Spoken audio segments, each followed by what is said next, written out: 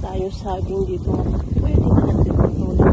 Punta natin dito. Pagbalik natin dito ay puputulin na natin. Yan.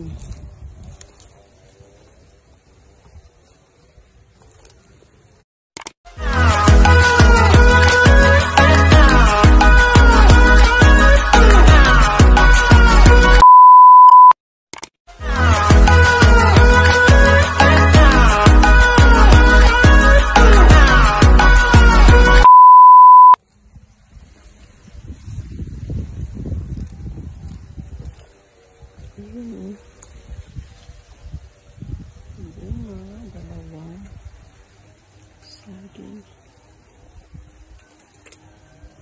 Ayan. Parang sakilat.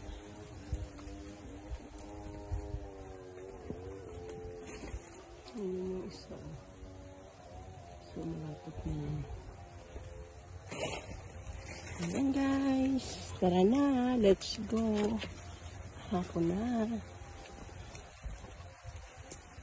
Kailangan na din natin umuwi.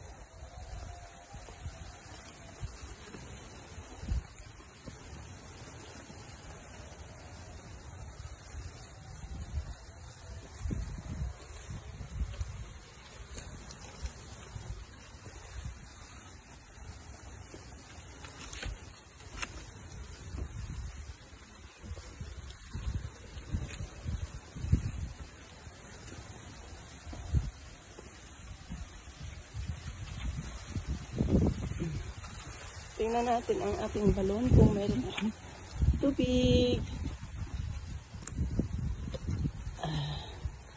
Kasi dito nakakonek yung ating gripo doon sa ubos. Tubod lang ito guys. Tubod lang. Ayan. Ubos. Apan pa rito. Ayan, marami pang tubig.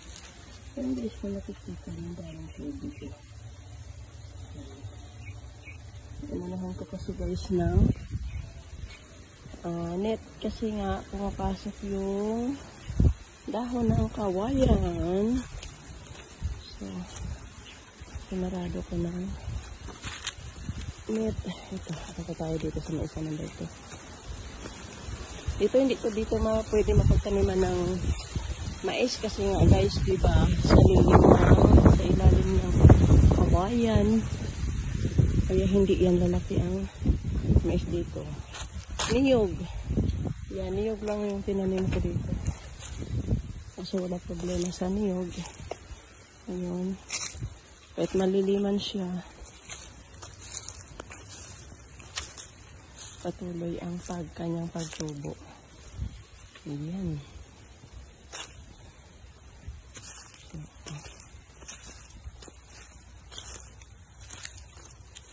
Ito.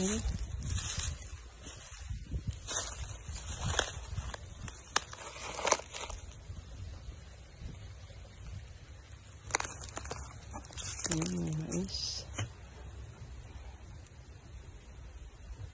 Ayun sa ubos banda, yun ang mais na number 1 natin.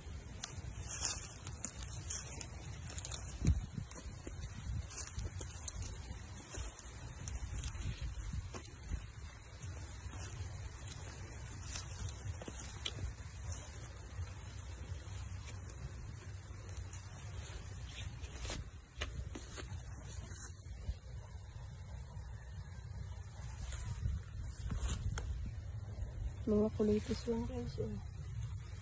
Kulitis. Dami-dami. Kulitis. Bukas manguha tayo dito para gulayin.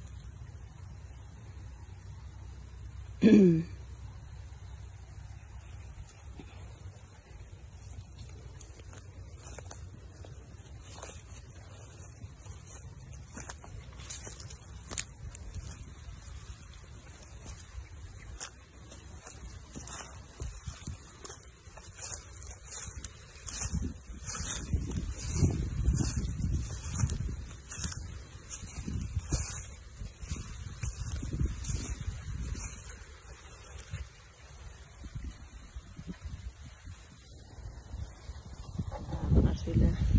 Imo na ginaya, Doy?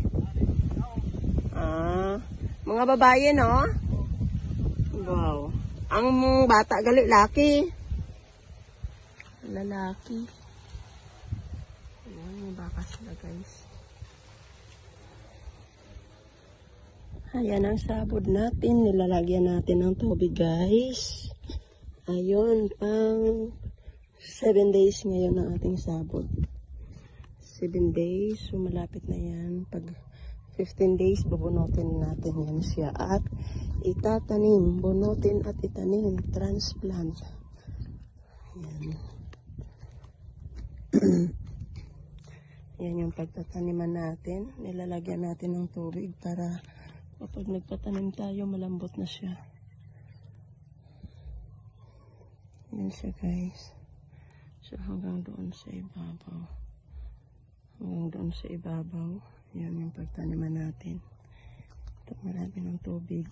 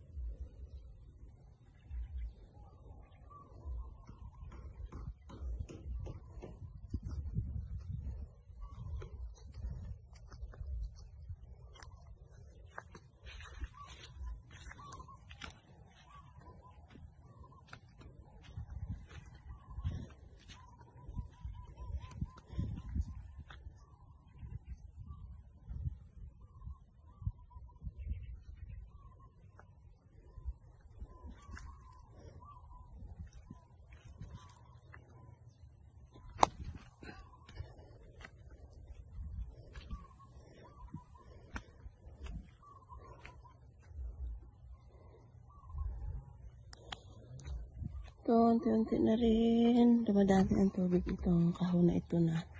Wala. Natuyuan siya.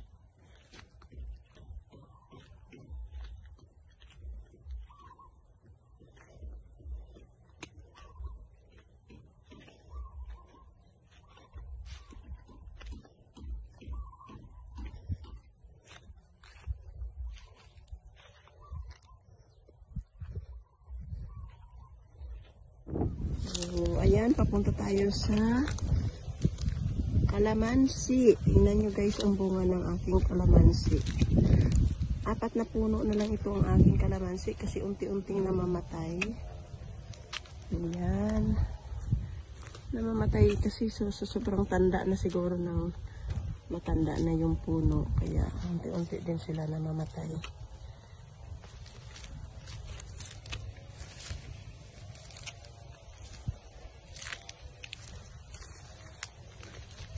Ayan yung ating kalamansi. Ayan, maraming bunga.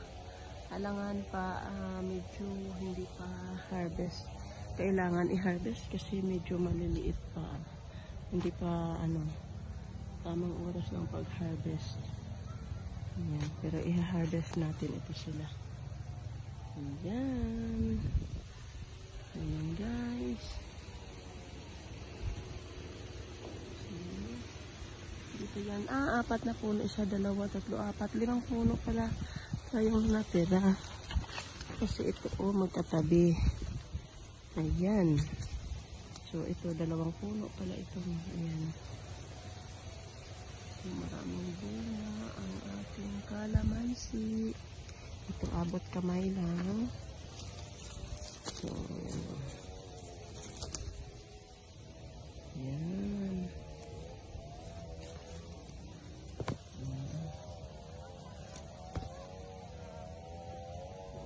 Yung iba talaga sa mataas. Mataas na sila. Kailangan natin ng hagdan kapag mamitas tayo nito. Ayan o.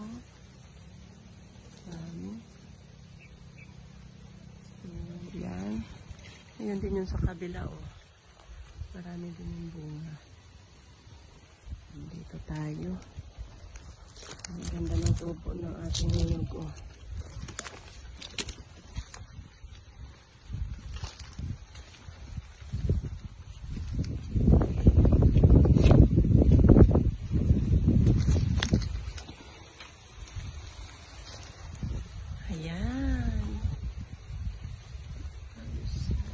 Puno yan.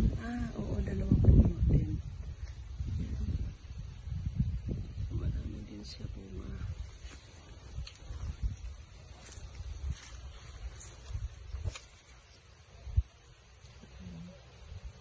Halos bunga lang lahat makikita mo dito.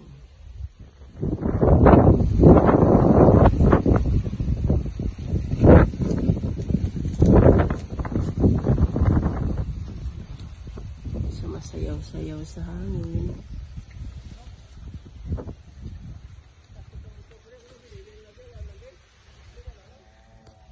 Hello guys, ayan update tayo sa ating maisan ngayon is September 3. So ito na yung ating maisa number 2 at saka yung number 3 andun sa kabila. Ayan. So, malapit na rin tayo. Nakapag-abono na tayo dito ng first dressing natin. So, malapit na tayo mag-top dress. So, kailangan natin ng ulan. Ngayon, kapag hindi pa umulan, hindi pa ito maaabonuhan.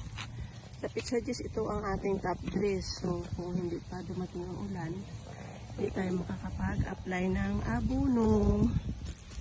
Ayan.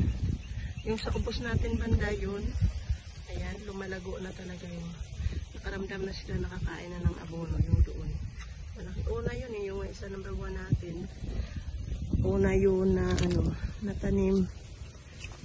Ito yung sinunod ko, yung number 3 dito sa may Banglid, Burubakulod banda. Ayan.